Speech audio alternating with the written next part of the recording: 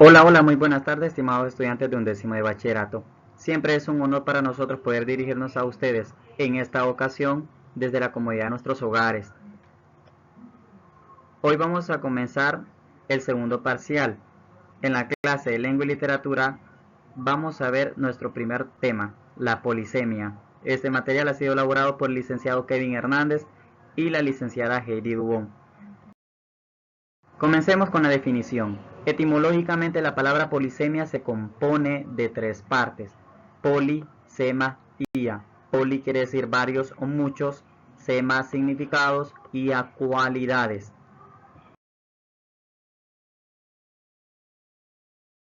Que polisemia es un fenómeno de lenguaje que consiste en que una palabra tiene varios significados. Por ejemplo, la palabra planta. Planta natural, planta del pie, planta eléctrica, planta también a una superficie, a una estructura de alguna casa, una segunda planta, decimos la segunda planta del edificio. Entonces, ahí tenemos 4 significados de la palabra planta o acepciones. Como acepción se denomina cada uno de los significados que una palabra o expresión tiene en función del contexto en que aparezca. Veamos el sentido literal y figurado de la palabra. Muchas veces oímos o usamos la expresión literalmente hablando, pero a veces no se aplica el uso correcto de esta frase porque hace referencia a contextos fuera de la realidad. Por lo tanto, es necesario conocer la diferencia entre estos términos. Veamos el primero. En un sentido literal, la palabra expresará siempre el sentido en sí de la palabra. Ejemplo, tenemos una oración: el niño partió la pata de la silla. Nos preguntamos, ¿qué partió el niño? ¿Qué significa partir? Y si buscamos el significado en el diccionario, partir quiere decir romper en dos. Entonces, aquí tenemos el ejemplo en el sentido literal: partió, o sea, rompió. En cambio, en el sentido figurado, la palabra se utiliza como imagen para ilustrar una situación específica. Siempre tomando en cuenta el ejemplo del niño, aquí tenemos otro ejemplo. El niño se partió de risa cuando vio a su compañero caer de la silla.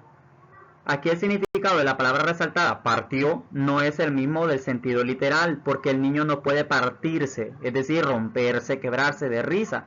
Pero el significado hace referencia a las fuertes carcajadas que le ocasionó ver a su compañero cuando éste se cayó de la silla. Entonces aquí tenemos claramente la diferencia entre el sentido literal y el sentido figurado de la palabra partió.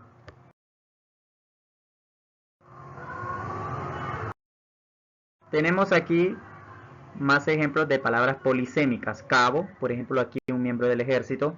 Cabo también a un lugar donde se reúnen, hay un encuentro de aguas oceánicas.